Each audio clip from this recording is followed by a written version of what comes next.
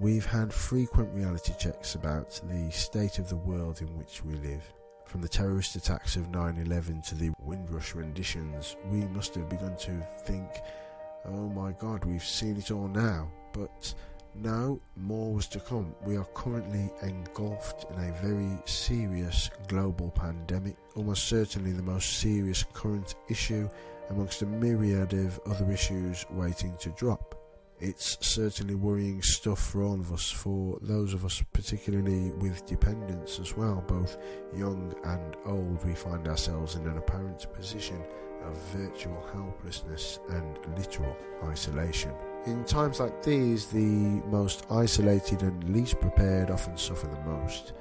It is with this in mind that I have urgently begun work on the development of a platform which I hope will serve to become a valuable community resource, at least in the short term and perhaps even in the long term. So I am sending out invitations to friends and colleagues. It will be initially a small group. We can kind of get together and share thoughts, share advice, support one another, and just make sure that generally we're doing okay, with many of us being descendants of Windrush or having travelled here. We've seen the shock that has been brought about by the treatment of anyone associated as being non-British since we've seen Brexit.